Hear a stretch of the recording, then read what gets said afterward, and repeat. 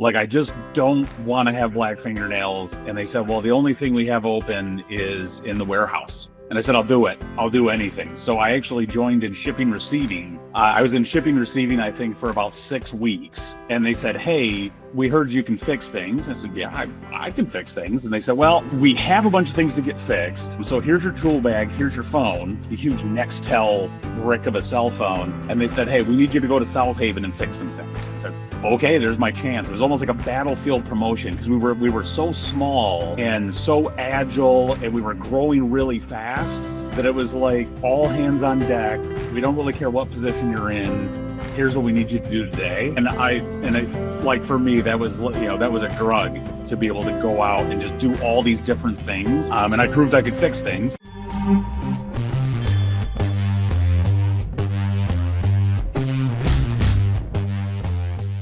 Hello and welcome to another episode of the Leaders in Tech podcast. And I'm laughing because I just made a major error trying to introduce my very good guest, Jake.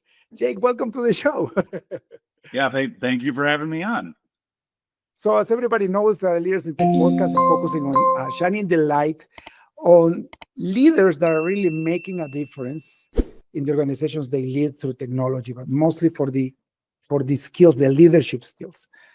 So Jake, you are one of those great examples. When I met you on the screening interview, I have told you that, your career path is very unique. So for the audience, can you please tell me your full name, where do you live, and what do you do for a living? Yeah, I'm Jake Blough. I actually live in Autrain, Michigan, up in the Upper Peninsula in beautiful Lake Superior. I'm the Chief Technology Officer for Service Express. This podcast is brought to you by ISU Corp. Are you having trouble with your software projects? Is there a project that's taking too long or a technology you can't handle? We can help. We are ISU Corp, experts in custom software since 2005. With almost 20 years of experience, we can solve any technical problem from new businesses to satellite software. We've done it all. Let us turn your ideas into reality. Learn more about how we can help by visiting us at www.isucorp.ca. Your solution starts here. Service Express, what do you guys do? Yeah, Service Express is an interesting business that most people don't realize in an industry exists. So what Service Express provides is the world is full of data centers. Those data centers are full of infrastructure. They're full of computer servers. They're full of enterprise storage devices. They're full of networking equipment. And customers can't have them break, but they do. And when they do break, they need to call someone out to fix them. And Service Express is the company that sends a guy out or a gal out that knows how to fix this enterprise level equipment and repairs it for the customer. So most IT organizations don't have the people on staff that know how to do these repairs. So we do those. Most people think that only manufacturers can do that, but we're one of the largest third parties for infrastructure maintenance. So you had a very interesting career path. And before we get into that, what does your role entails, Jake? How do you spend most of your day? Yeah, there is a lot of stuff I do because I've been with the organization. I'm coming up in a couple of months on 25 years. And so a big part of my day is research into technology. Where is it going? Where is infrastructure going? What are the new widgets that IBM or HP or Dell are planning to make? What are companies doing with their infrastructure? Is it growing? Is it moving? Is it shrinking? So where's the market going so that we can skate to where the puck is going? But I also have a role internally in systems and processes. And I have a very large role in mergers and acquisitions, sourcing companies to acquire, doing the diligence, and everything that entails that. Excellent, Jake. When I was telling the audience that you have a very interesting career path, is because you're in a very high-tech role and you are at the top. and you stay with the one company for 25 years. That's very, very uncommon, especially in technology, because it requires a lot of effort. To give you an idea, when I was in the corporate world, I worked for corporate for 10 years. And every 2 years, I will get headhunted out to another company, and they will raise my salary and my position. And exactly every 2 years, I had to move away from the current business to grow my career. Maybe because I didn't have the patience to grow where I was, because I was working for multinationals, or maybe it's because I wasn't good enough. So I actually had to prove myself somewhere else. I don't know. But anyways, if you look at the standard, the pattern is for technology people is 2 to 4 years, they move to another company. So I would love to dive deep into how you made it. Your case is fabulous because you grew with the company. So let's start back. Let's look back 30 years ago. Where were you 30 years ago, Jake?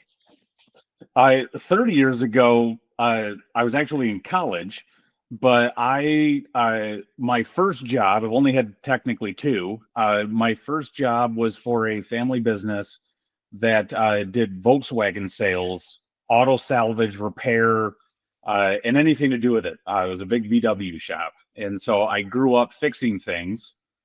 And then after I got out of college, I went to college for, computers, networking, programming, which I learned I was terrible at programming, and that was not going to be my career. And then I ended up at Service Express.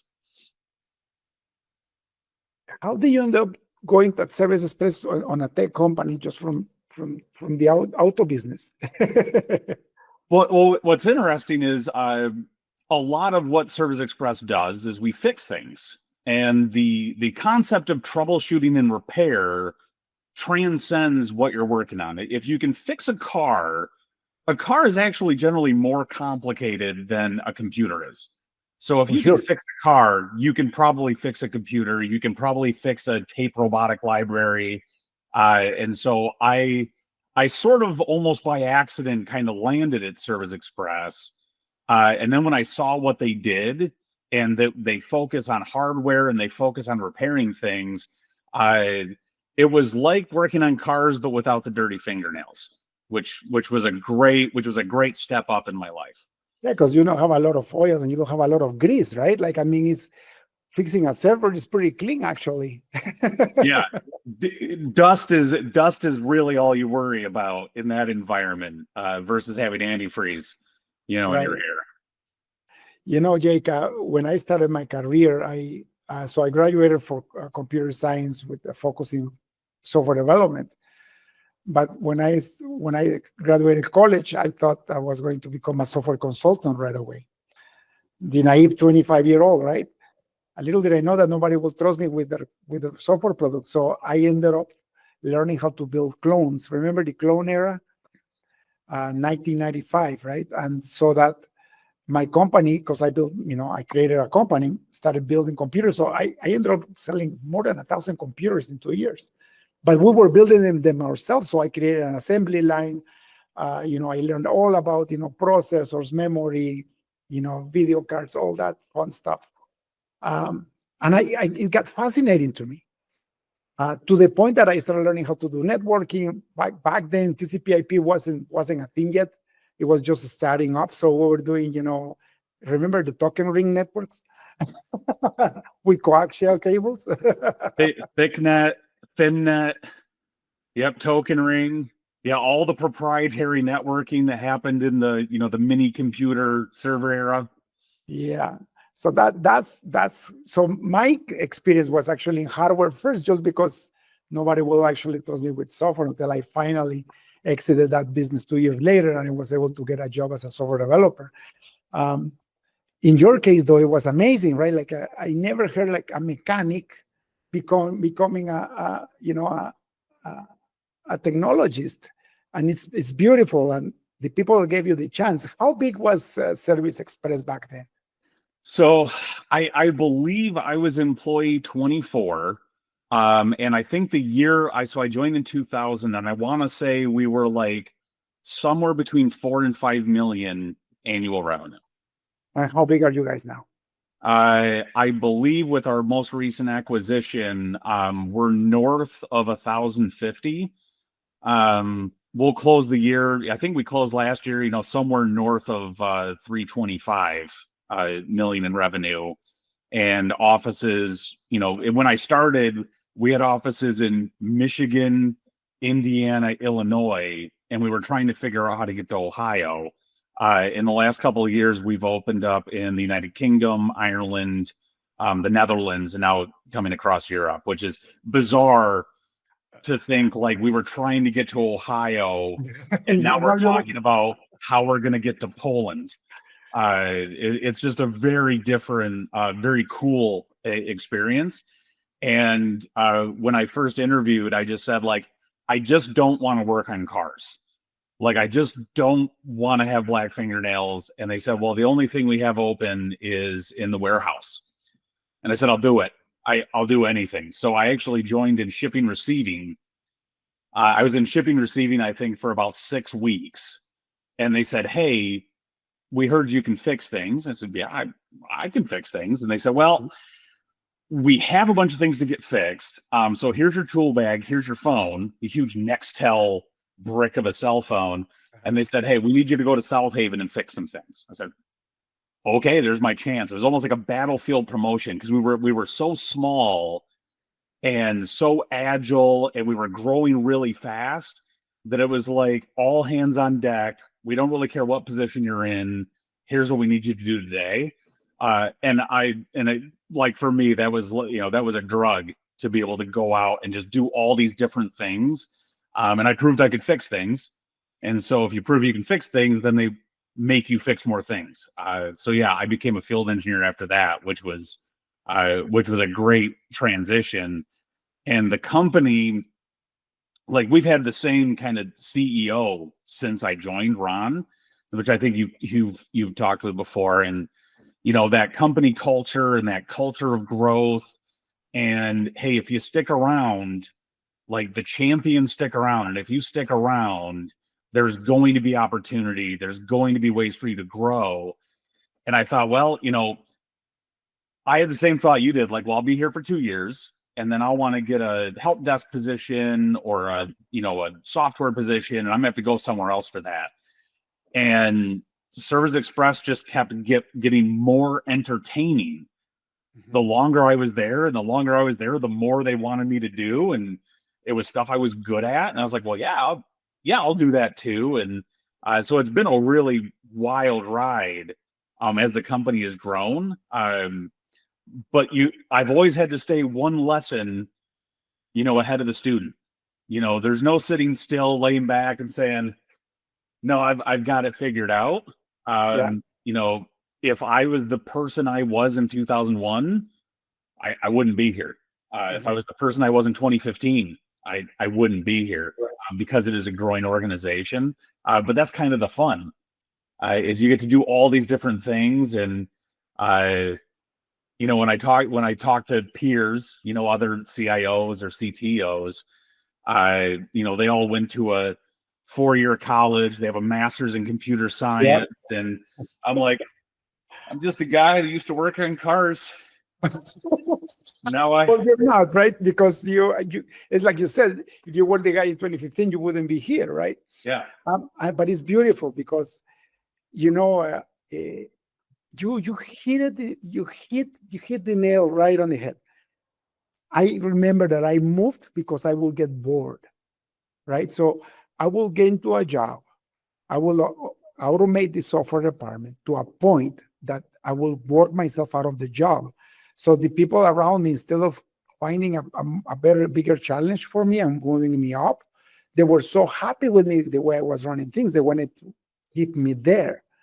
So after 6 months of doing nothing, I will get anxious and bored. And that's the role of a boss, by the way. You have to work yourself out of the job. And that requires you to learn more so that you can actually hire better people and move up and learn again. And so it's a process. So I had to do it through other businesses. You happen to be into a company with exponential growth that allow you to have that, right? Yeah, it's so many small businesses. And I don't know if you're familiar with Michael Gerber, the E-Myth. So many entrepreneurs, like, they get the business to a level of their comfort and then it stays there. And if that was Service Express, I wouldn't be there. And I definitely wouldn't still be a field engineer. I couldn't do it that long. And so because they had this plan for like, we're going to keep growing, we're going to keep doing more. And if you're on the train and driving, like it's going to go great. Like that's entertaining, that's interesting. But so few small businesses make that break, past 10 million, past 20, past 50. And I see this in M&A, that so many owners kind of have a lifestyle business that does great, but the people there aren't really that entertained because they've been doing the same thing for years. Where I've had the opportunity is the business has grown and had new and interesting problems that we never had before, that we had to be there to solve it. We always joke that every day we show up, we're at the biggest company we've ever worked for. And I know Ron feels that way. I know I feel that way. Most of the executive team, like, this is the biggest company we've ever worked for today. And what is the new and interesting problem that we've never seen before that we're going to have to solve? And that's the fun of it. No one wants to be stagnant, and sit there and do the same thing. And to your point on, working yourself out of a job, and kind of Gerber talks about this, like you build a business internally and then you've got to sell it. So I had built a production business internally that did IT asset disposition. And after a while, I got kind of bored with it. I was like, okay, well, Cody, this is now your business. And Cody runs that business. And then I started a group to do pricing of how we price our service agreements. And we got it to a point that it was really smooth and kind of boring. Hey, Eric, here's a pricing business you could own. And they're super happy having this cool business they own, and they're still growing it and doing things with it. But I've had to like build it and then give it to somebody else so that I could go do something more interesting. And again, then you have to learn something all new again, and it's new and it's fun, and you build it and you automate it, and you're like, do I really want to do this anymore? No, but that guy does. And then you can move it and sell it to them. And that's also been a huge, not only for my career has that been really great, but also like I've created these other business owners. Cody was a guy, frankly, that we hired him out of a Charter cable call center. And now he runs a group with like 35 people in it that generates millions of dollars of revenue on its own. And like, that's so cool that like he gets that opportunity to do that. And that story repeats itself throughout the organization, not just with me, but the rest of our leadership team. And that's been really cool to watch grow over time. But has also given me the opportunity to do other things that I never thought I'd be able to do. And that also talks about the culture of the business, right? It's very hard to have a company last for more than 10 years. Most businesses go bankrupt in 2 years. You guys started with, when you got hired, you were $3-4 million. Now you are more than 300 million. That's 100x. So for people that it's hard to do math, 10x is 1,000%. You are 100x. Right? Most people say, okay, join my group for the 10x growth, right? Like, but this guy is Cardone has the 10x book. And then I also had a business, I was into a business mastermind called the 10x program, right? With Dan Sullivan, excellent group. But all we wanted is to 10x our businesses. You guys are 100x your business. Very few companies get to do that, but it's because of the culture, right? And giving the opportunity to the people, despite that they may not have the credentials or experience. This is one of single differentiator that I see. And now that I'm interviewing you, I realize that it wasn't only you. Like there is other guys like you in the business that built it, right? Yeah, we've been very blessed. My leader, the gentleman named Dwight, who was technically employee number 1 in 1988, when we were part of another organization. We were a carve out way back. And he was my direct, my boss, for lack of a better term, for the last 24 years. And he had that same mindset. Like, let's build something, let's get it working, let's get it automated, Let's hand it off. Let's go build something else. And he just retired after 35 years with the organization. But he grew 5 me's. And then, each of us have grown 5 more of them. And you have to hire intentionally for that. You can't hire someone who is a cog in the wheel at a Fortune 100 to live in our environment. Like, you need folks that are scrappy builders that want to do something weird, that want to do something fun, that also are completely unafraid of failure. Because, I'll totally tell you about all the cool things that I've done and worked, but there is a graveyard of my bad ideas out in the back of the warehouse of like, here's all the things I tried that totally did not work. And after 120 days or 180 days, I went, I think I was wrong about that. We're going to scrap that whole thing and we're going to go find something else to do.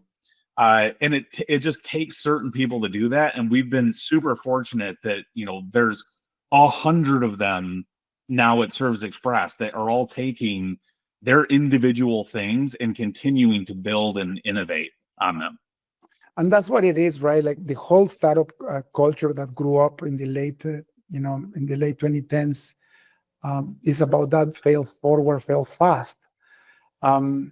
It's hard to do because you by your nature tells you not to fail, right? You have an amygdala, and this part of your brain is the ancient part of your brain that is trying to prevent you from dying or from starvation. So it also gives you so much fear that you sometimes you don't move, or you stay in the status quo, right? What is not broken, if it's not broken, don't fix it. Have you heard that?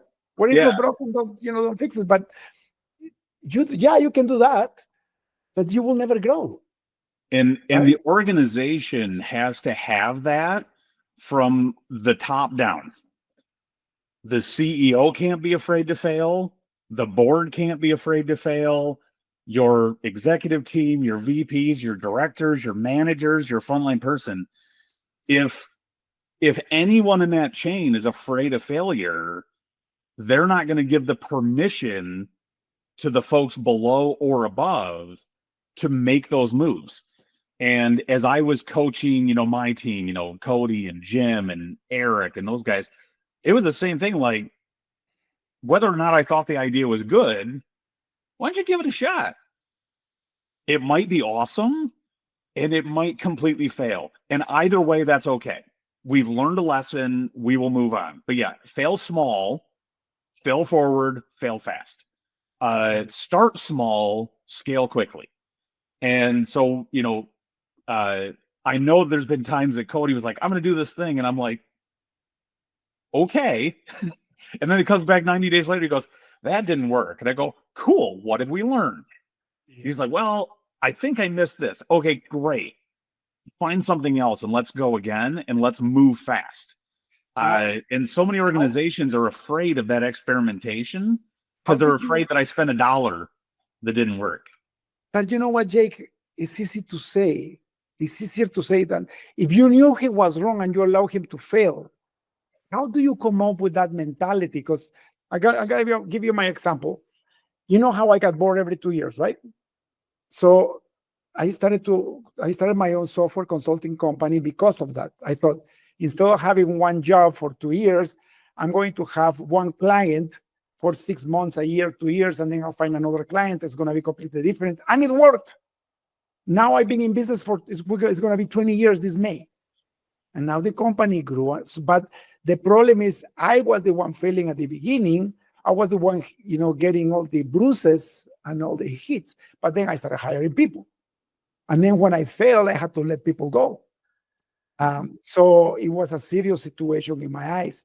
But we keep pivoting, right? Because I was right in the middle of the startup. Like, I'm an entrepreneur. I started to lose the fear of failure because my wins were so big that will cover up the losses. But at some point, with all the knowledge that I gained, I became my own obstacle in my business because I was the best architect and I was the best programmer and I was the best salesperson. I was the best marketer. And excuse my language, but that was, that was bull doodle, I wasn't. It's just that I had enough experience that I kind of knew what to do, but I was hindering the people that I was hiring that were better and smarter than me. So when I decided to automate the business, I hired a president. That was about 4 years ago. And I gave him enough autonomy, but I was still on top, right? And until this year, actually, yesterday, I finally talked to my executive team, and I told them I will no longer come to these meetings, because even though I have a person that replaced me, oh, they were making a mistake here. My mouth was, you shouldn't do it that way. You should do it this way. Instead of letting them fail and learn from their mistakes. So I actually had to remove myself completely away. Now I'm just part of the board of directors, and I just set the vision, and then I have other board members that make sure we're doing right. But forget about not even at the director level and not even at the executive level, because I was still in my stupid head the best decision maker, which is not true. Your instinct and being a leader is it makes you a bit of a parent. Is you don't want to see your children do dumb things. But if they don't do dumb things, they won't learn. And so we always said, like, if they do this, will it destroy the company? Will it put us at a legal risk? Will it put it at a compliance risk? Will it put it as a people risk? If the answer to those things is no, we just might lose a couple bucks, but we might win. Let's give it a shot. But like never like, oh yeah, I think you should totally go start a video rental store. Like, no, we're not doing that. But if you have something that you think you've got a handle on, and it's not going to kill anybody if it doesn't work, we might as well give it a shot. But it is so hard as the parent to watch and say, like, I don't think this is going to fly. He's about to learn an important lesson about the stove being hot. But if you hire the right folks, they don't waste 3 years on it. Yeah. They waste a couple weeks on it. Yeah. But 8 out of 10 times it might actually work. So it's really hard, but it's something that Dwight really instilled in me. And one of his famous sayings is he had no rearview mirror. And what that meant was I would make mistakes. I'd make mistakes with people. I'd make mistakes in words. I would make mistakes on projects. And the next day, he didn't remember it. There was no rearview mirror. Like, yeah, but that was yesterday. What are we doing today? And so I've always tried to, like, that's not my natural inclination, but I always said, okay, I know he screwed up, but that was yesterday. He realizes that was a screw up. We're going ahead today. And that's always been really powerful to, again, let people know that it's okay to not be perfect. We have a saying, progress over perfection. Like, let's go fast. Let's not worried about being perfect. That's the thing. Let's not worry about being perfect. And I think there is a level of pride in there. Pride had slowed down my success dramatically. Don't get me wrong. I do believe I reached some level of success. At least I have a self-managing business now.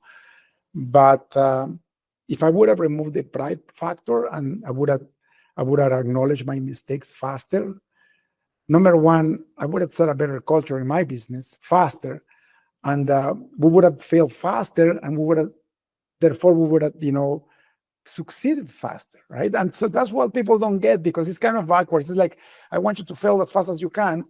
It almost feels like you want to fail on purpose. No, it's not that. It's that through failure, you find the right path, right? If you go to a field and it's full of vegetation, and you have a machete and you don't know where is the path, and maybe the path is 30 degrees to your left, but you don't know where it is, you start cutting grass until you figure it out, and then you find the path, and then you find success. But if you don't start, even you start 30 degrees on the other side, you will never reach it. So it's through failure. Like the analogy of the bicycle, I love it, right? You can have a master class on how to ride a bike and read videos and watch YouTube videos and everything. But until you put your butt on that bike seat and start pedaling, you will never get it. And I guarantee you're going to fall at least 5 times and you're going to bruise your knees. And then you're going to figure it out. So 5, 6, 7 failures until you succeed. But then you're free. Now you can bike everywhere. Yeah. Right? We have we have like these glass like things around the offices. They're like quotes, from Ron and from our original owner, Mike. And my favorite one is it says, just do something. Like, don't do nothing. Like, analysis paralysis is unacceptable to us. Like, do something. And if it's wrong, stop doing that and do something else. But don't sit still. Don't keep thinking about it over and over and over again. Just try something. And if you keep trying things and your batting average is above 500, you're going to have a hell of a career. If it's 100, maybe you're in the wrong industry. But always do something, always move forward. And that's kind of, those are the things that have propelled us to, 100x, is that attitude of not sitting still and just waiting. It's true. And I think that the waiting part, how do you feel when you have to wait? Pardon? How do you feel when you have to wait? Oh, I hate it. In my Gallup Strengths Finder, I think number 3 is activator. I'm exceptionally impatient. I hate waiting. I would rather just try a bunch of things. And in my life today, doing like mergers and acquisitions, I call a lot of people. I have a lot of first meetings. It's just like sales. I have a lot of second meetings. I have a lot of diligence. And so many times you get down the road and that's not a right fit. And you have to cancel that one and move to another one. But you always have to be doing something. Like, I can't sit and wait for my phone to ring with a magical business owner that wants to give me his organization. Like, you have to keep trying things. Yeah. And I cannot stand having nothing on my calendar. I can't stand waiting for someone else to answer me. You're right. And, I think that's why you're successful. That's why I'm successful. Also, that's why I made catastrophic mistakes. For not waiting, I took decisions too fast without waiting all the options. And then I fell myself into the abyss, right? But that's not the norm. That's the exception. Most of the times I succeed. Does that happen to you too? Yeah. And I always found, and you've probably found this in your business, is you kind of find a partner that complements things. And so, Dwight was an exceptionally patient person, especially with me. And so together, like, we worked together really well because I was all like, let's go. And he was the guy who'd say, have you thought about this? Have you thought about how the engineer would feel? Have you thought about how the customer would feel? And I would go, that's right. And so, like, I always suggested to my leaders, like, you have to have someone else in your group, whether they work for you or whether they're a peer in another group, like, find someone who complements your strengths to be that person to help regulate you. Because my impatience, I think, like you, has gotten me in trouble in the past. Yeah. And then also those folks I partnered with, their lack of urgency has gotten them in trouble. So I can help propel them and they can help kind of reel me in. I owe a lot of my career to the people that I've been surrounded with that have been compliments, to my nature. You're right. And, I'm a man of faith, and I believe the Lord puts the right people in the right place. My director of operations, actually, he's the VP of operations now. He was the exact opposite of me. And a very similar story to you. We both we met in computer science school, but he ended up opening up a shop for hardware repairs and new hardware installations and networking. But he wasn't doing that great back in 2007. I had been in the business for 2 years, and I needed an operations manager. But he had no idea about software, though. All I did was software. So I took a leap of faith. I hired him. I had to train him in the whole thing, but now he's the VP of operations many years later, and he's the most patient man that you can ever find. And because of his patience, all our projects are successful. We have a 99.9% success in our projects, and our projects are hard. It's custom software, right? Last time they hired us to build an AI platform to bring containers from China because they were too expensive, to be an idea, right? And we built a satellite system to control the vessels in the earth in the other project. Like big, complicated projects. And he's the top guy, and he doesn't have a software degree. But he has patience, and he's smart, and he slows me down. Used to, because he doesn't work for me anymore. But and He slows someone else down now. Yeah. And sometimes you drive each other nuts. Yeah. But at the same time, like if you have a great kind of basis of relationship and you've worked together a long time, you just start to understand, like, yeah, that's Dwight.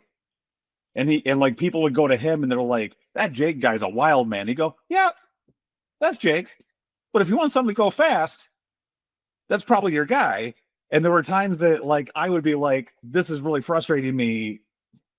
And he would take it. He's like, I'll talk to everybody.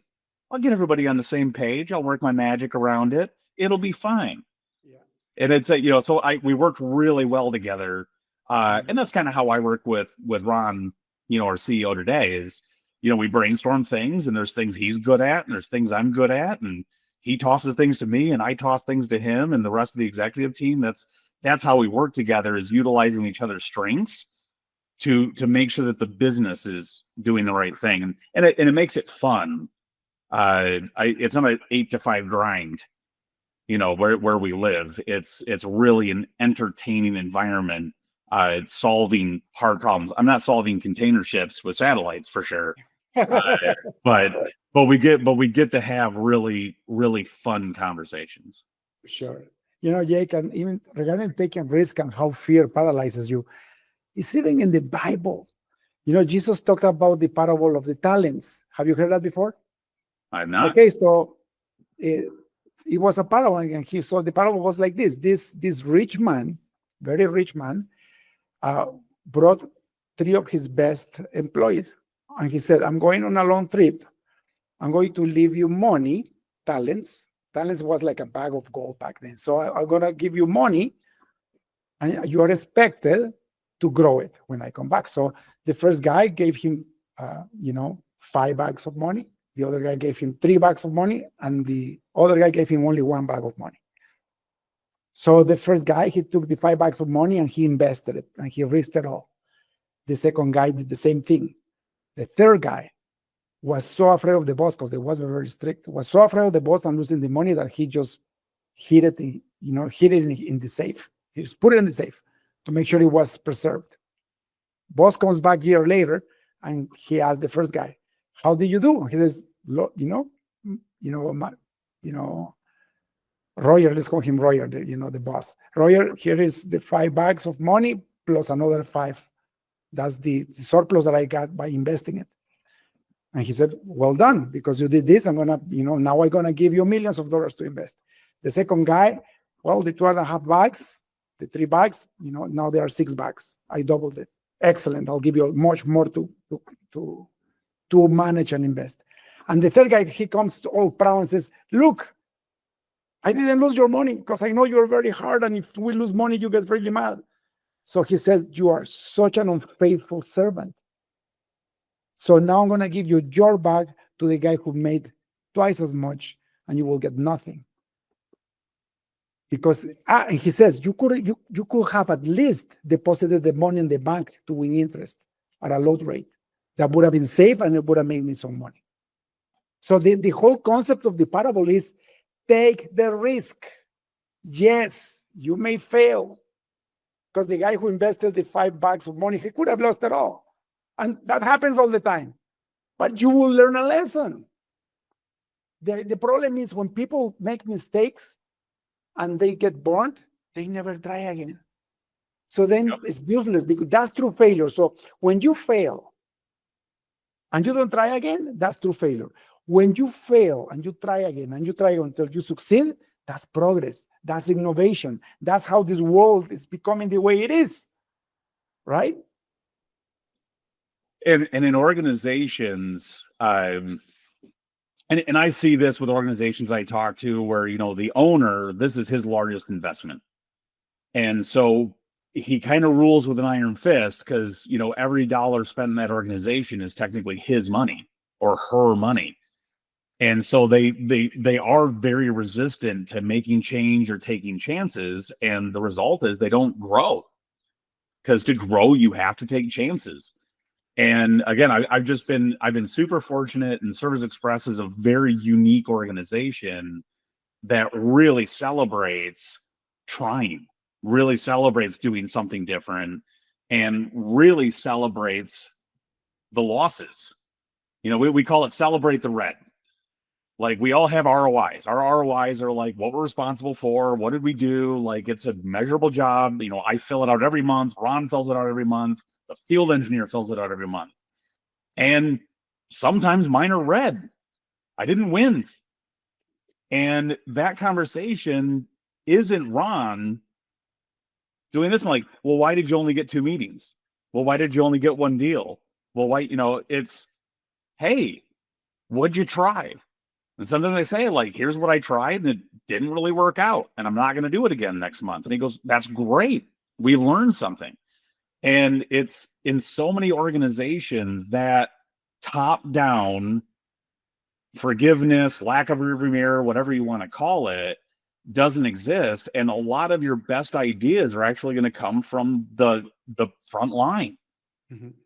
And if they're afraid to fail, and their manager's afraid to fail, like that, it can be poison to the culture. And so again, the one thing I can highly recommend for people, if you're a leader, is that you have to allow your people that leeway, and you have to expect and coach your leader to be that way with you. Because it's, I wouldn't be where I'm at had I not had that freedom over 25 years. For sure. Jake, it's been more than a half an hour now. It's like 43 minutes. And I know you're a busy executive, and I could be talking to you about this the whole time, because especially, it's good to talk about people about this that read books, but it's different when you actually implement what those books says and you become successful that you guys have come. So thank you for your time, for your effort, for innovating. What people don't get is that companies like yours or like mine are the ones that define the economy of a country. And we live in countries so free that they have that tolerance for failure. And that's why we're thriving, right? Even with all the political problems and all this stuff, we're still thriving. Why? Because there is people that are willing to risk it, to get it to the next level, so that it goes from $3 million to $300 million, right? And we say, like, we're not for everybody. Exactly. If you want to go to an 8 to 5 job and you want to sit in a cubicle and you want to do spreadsheets and you're totally happy doing that, that's cool. Yeah. But we will drive you insane. So you should not work for us. And alternately, I say, like, if I got hired at a Fortune 500 or Fortune 1000 company, I would probably make it less than 30 days. And if you're like, that guy is off in his own world, we can't have him here, he's too crazy, like, let's get him out of here. And so, for, like, you gotta pick the home where you're comfortable.